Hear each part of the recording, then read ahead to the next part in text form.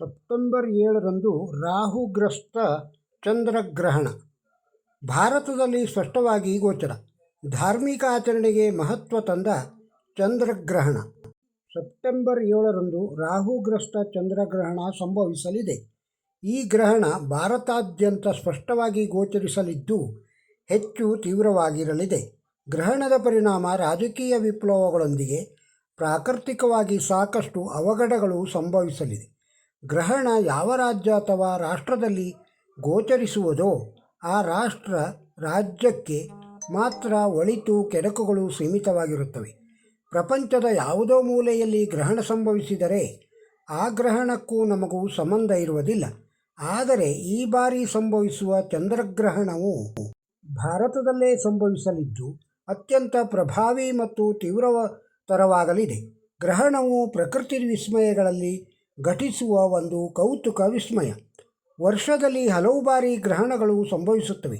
ಆದರೆ ಗ್ರಹಣಕ್ಕೆ ನಮ್ಮ ಭಾರತೀಯ ಪದ್ಧತಿ, ಪರಂಪರೆ, ಶಾಸ್ತ್ರ, ಸಂಪ್ರದಾಯಗಳಲ್ಲಿ ಧಾರ್ಮಿಕ ಮಹತ್ವ ನೀಡಲಾಗಿದೆ.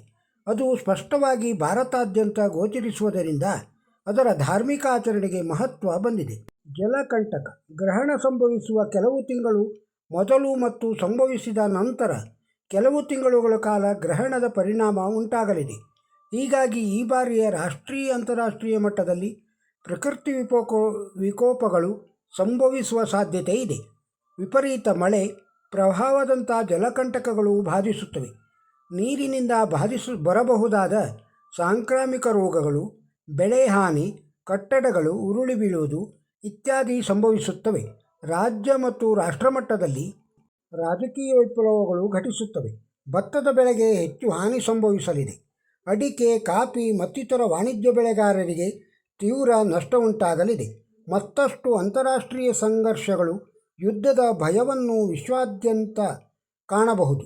ರಾಷ್ಟ್ರಮಟ್ಟದಲ್ಲಿ ದೊಡ್ಡ ಮಟ್ಟದ ನಾಯಕರ ಹತ್ಯೆಯಾಗುವ ಸಂಭವವೂ ಇದೆ. ಗ್ರಹಣ ಕಾಲದಲ್ಲಿ ಪೂಜೆ ಮಾಡಿ. ಧಾರ್ಮಿಕ ಪದ್ಧತಿಯ ಪ್ರಕಾರ ಗ್ರಹಣ ಸ್ಪರ್ಶವಾದ ಕೂಡಲೇ ಸ್ನಾನ ಮಾಡಿ, ಸ್ನಾನದ ನಂತರ ಮನೆಯಲ್ಲಿರುವ ದೇವತಾಮೂರ್ತಿಗಳನ್ನು ಮತ್ತು ವಿಗ್ರಹಗಳನ್ನು ನೀರಿನಲ್ಲಿ ಮುಳುಗಿಸಿ ದೇವರ ಮುಂದಿಟ್ಟು ದೀಪ ಹಚ್ಚಬೇಕು. ಅವರವರ ಪದ್ಧತಿ, ಪರಂಪರೆಗೆ ಅನುಗುಣವಾದ ಮಂತ್ರ, ಜಪ, ಪಾರಾಯಣಗಳನ್ನು ಮಾಡಬೇಕು. ಎಣ್ಣೆ, ತುಪ್ಪ ಇತ್ಯಾದಿ ಪದಾರ್ಥಗಳ ಮೇಲೆ ದರ್ಬೆ ಅಥವಾ ತುಳಸಿ ಎಲೆಗಳನ್ನು ಹಾಕಿಟ್ಟರೆ ಗ್ರಹಣದ ಪ್ರಭಾವ ಇದಕ್ಕೆ ಬಾಧಿಸುವುದಿಲ್ಲ. ನಮ್ಮ ಪದ್ಧತಿ, ಪರಂಪರೆ ಪ್ರಕಾರ ಗ್ರಹಣ ಸಂಭವಿಸುವ ಸುಮಾರು 8 ಗಂಟೆಗಳ ಮುನ್ನವೇ ಆಹಾರ ಸೇವನೆ ನಿಷಿದ್ಧವಾಗಿರಬೇಕು. ರೋಗಿಗಳು, ವಯಸ್ಸಾದವರು, ಅಶಕ್ತರು, ಗರ್ಭಿಣಿಯರು, ಚಿಕ್ಕ ಮಕ್ಕಳಿಗೆ ಇದು ಅನ್ವಯಿಸುವುದಿಲ್ಲ. ಯಾಕೆಂದರೆ ಗ್ರಹಣ ಕಾಲದಲ್ಲಿ ಪ್ರಕೃತಿ ಕರೆ, ಮಲಮೂತ್ರ ವಿಸರ್ಜನೆ ನಿಷಿದ್ಧ. ಹೀಗಾಗಿ ಗ್ರಹಣ ಆರಂಭಕ್ಕೆ ಮೊದಲು ಆಹಾರ ಸೇವನೆ ನಿಷಿದ್ಧ. ಗ್ರಹಣ ಸಮಯದಲ್ಲಿ ಅಥವಾ ಅದರ ಆಚೀಚೆ ಸಂಭವಿಸುವ ಜನನ ಮರಣವಾಗಲಿ ಅಥವಾ ಹೆಣ್ಣು ಮಕ್ಕಳು ಋತುಮತಿಯಾಗುವಂತಹ ಸಂಗತಿಗಳಿಗೆ ಯಾರೂ ಭಯಪಡಬೇಕಿಲ್ಲ. ಇದು ಪ್ರಕೃತಿ ಕರೆಯಾದರೂ ಇದನ್ನು ನಿಯಂತ್ರಿಸುವ ಸಾಮರ್ಥ್ಯ ಮನುಷ್ಯನಿಗಿಲ್ಲ. ಹೀಗಾಗಿ ಇದಕ್ಕೆ ಶಾಸ್ತ್ರಬದ್ಧವಾಗಿ ಯಾವುದೇ ರೀತಿಯೂ ತೊಂದರೆ ಇಲ್ಲ. ಗ್ರಹಣದ ಸಮಯ: ವಿಶ್ವಾವಸು ಸಂವತ್ಸರ ಭಾದ್ರಪದ ಮಾಸ ಹುಣ್ಣಿಮೆಯ ಭಾನುವಾರ ಸೆಪ್ಟೆಂಬರ್ 7. ಗ್ರಹಣ ಸ್ಪರ್ಶ ಕಾಲ ರಾತ್ರಿ 9:57. ಗ್ರಹಣ ಸಮ್ಮಿಲನ ರಾತ್ರಿ 11. ಗ್ರಹಣ ಮಧ್ಯಕಾಲ ರಾತ್ರಿ 11:42. ಗ್ರಹಣ ತುಮ್ಮಿಲನ ಅಂತ್ಯದ ಶುರು ರಾತ್ರಿ 12:23. ಗ್ರಹಣ ಮೋಕ್ಷ ರಾತ್ರಿ 1:26. ಬೆಳ್ಳಿ ದೀಪ, ಅಕ್ಕಿ ದಾನ ಮಾಡಿ. ಚಂದ್ರನಿಗೆ ರಜತ ಅಂದರೆ ಬೆಳ್ಳಿ ಇಷ್ಟ. ಹೀಗಾಗಿ ಗ್ರಹಣದ ದೋಷವುಳ್ಳವರು ತಮ್ಮ ದೋಷ ಪರಿಹಾರಕ್ಕಾಗಿ ಬೆಳ್ಳಿಯ ದೀಪ ಮತ್ತು ಅಕ್ಕಿ ದಾನ ಮಾಡಬೇಕು.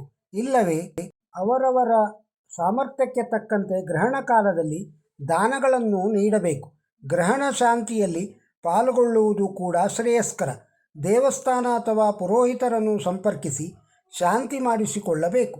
ಗ್ರಹಣದ ವೇಳೆ ಪ್ರಾಂತೀಯವಾಗಿ ಕೆಲವು ಆಚರಣೆ, ನಂಬಿಕೆಗಳನ್ನು ಅನುಸರಿಸಲಾಗುತ್ತದೆ. ಈ ವಿಡಿಯೋ ನಿಮಗೆ ಇಷ್ಟವಾಗಿದ್ದರೆ ಒಂದು ಲೈಕ್ ಕೊಡಿ. ಇದನ್ನು ಇತರರಿಗೂ ಶೇರ್ ಮಾಡಿ.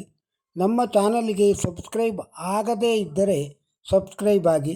ಹಳೆ ವಿಡಿಯೋಗಳನ್ನು ಈ ಚಾನಲಲ್ಲಿ ನೋಡಿ. ನಮಸ್ಕಾರ.